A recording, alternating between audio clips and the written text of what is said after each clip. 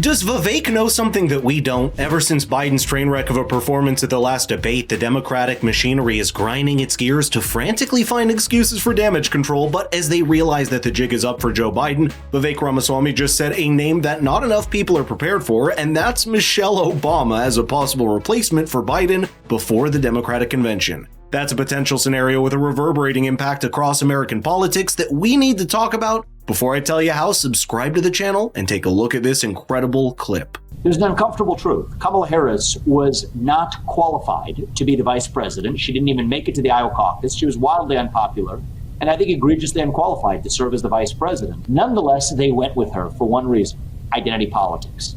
Don't take it from me. Look at what many Democrats said at the time for her basis for being put into that position, that she was a woman of color. Their words, not mine. Well, if they put her in that position based on identity politics, then I think it's going to be very difficult for them to pass her over unless they actually admit they were wrong before, which is impossible for them to do. And so I think it's either got to be Kamala Harris or somebody else who checks those same boxes, like Michelle Obama. And I think the latter possibility, people discount it.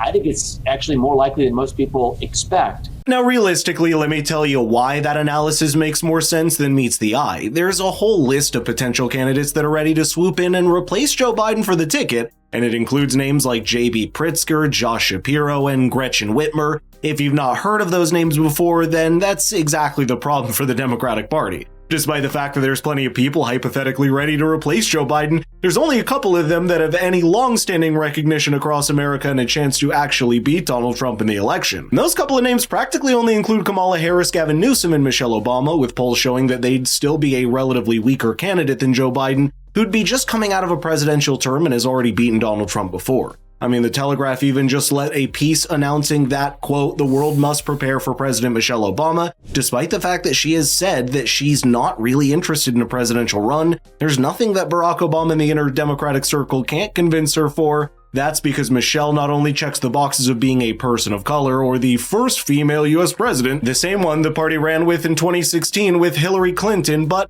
it's also the fact that she's secretly part of the Democrats' elite establishment who has already spent 8 years in the White House beside her husband. And maybe the only thing more scary for her than a bumbling and incoherent current president on stage would be a second Donald Trump presidency. Vivek put this perfectly when he dissected Joe Biden's disaster on the debate stage last month. This was sad for the United States of America to see the current president, Joe Biden, in the mental state that he's actually in. There was a lot of joking about drug testing or were they going to drug him up.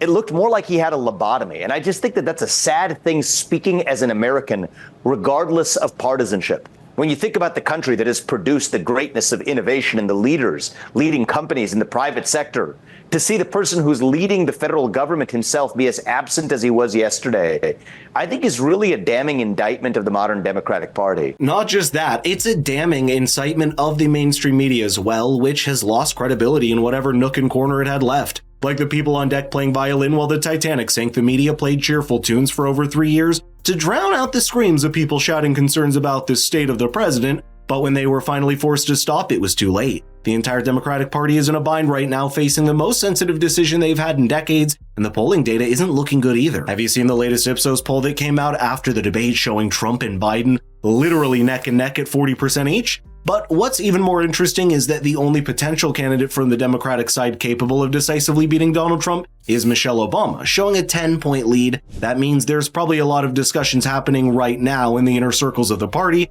and it includes Barack and Michelle Obama at the center. Some have alleged that this has been the core of the entire presidency, with the former President Barack Obama is a kind of shadow presidency while Biden struggles to even stay awake. It should be clear to everybody that Biden simply cannot be president for another 4 years.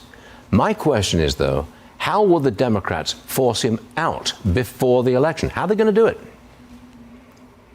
Well, the reality is, Stuart, the first step was having this debate in the first place. This is the earliest ever televised presidential debate in U.S. history, and the first one that occurred before the nominating convention of either party. That was not an accident. The Democratic camp, supposedly Biden's camp, but it was really the Democratic machine, argued for this and negotiated for this for a reason. The reality is they deserve to be honest with the American people now. Who is actually running the country? Who is in charge of the United States of America?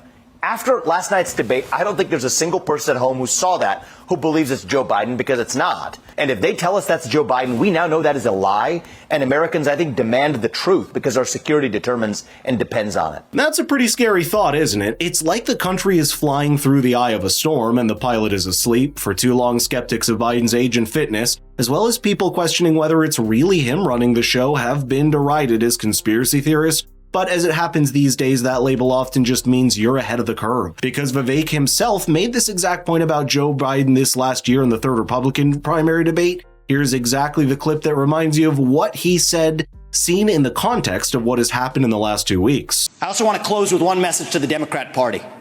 End this farce that Joe Biden is going to be your nominee. We know he's not even the president of the United States. He's a puppet for the managerial class. So have the guts to step up and be honest about who you're actually going to put up so we can have an honest debate. Biden should step aside, end his candidacy now so we can see whether it's Newsom or Michelle Obama or whoever else. All right, just Mr. tell us the Ramaswamy, truth so we can have an honest time is debate. up. Truly interesting to see how the country's collective political psyche has progressed, even from the Biden camp. I mean, take a look at this NBC News headline chastising Republicans and Vivek Ramaswamy for, quote, floating the conspiracy theory that Biden may not be on the ballot. That's what has made the media lose all favor with the public, using pejoratives to discredit political opposition, even while they had a very real and important point to make. If only it was listened to earlier, and it would have saved the American people a lot of precious time and money to talk about much more important issues. So, Vivek, who do you think will run if the Democrats push Biden out? Who they got? Well, look, I think they have a lot of people who are aspiring to that seat, but they have an identity politics problem. They have a Kamala Harris problem. If there's one person who's less popular than Joe Biden, it is actually none other than Kamala Harris, the person waiting if something happened to Joe Biden to take the presidency. So the reality is they have to pick somebody who solves that woman of color label. That's what they've adopted. It's their words, not mine, that I think have shackled their range of choices. I think Michelle Obama checks that box. I think many people who check even one of those boxes of being diverse, I think they're tethered to that in a way that makes it very difficult for them to put up another person that otherwise would fail their own identity politics purity tests. That's certainly something we're going to find out in the coming few weeks and months. Before that happens, perhaps it's time for us to introspect what has become of our modern politics, with news cycles questioning whether the man in charge of the country can even make it through the presidential run. The world has never been as volatile as it is since the end of the Cold War, and it requires people with grit and fortitude to hold back the tide of war and violence that risks appearing at any moment. In the interest of that, as well as his own party, perhaps Joe Biden will eventually make the decision to voluntarily drop out. Let me know in the comments if you think that would be the right decision at this point, but as we've seen, that would only be the start of new troubles for the Democratic Party. All we can do in the meantime is hope that all parties involved keep the interests of the country and the people above their own political agenda.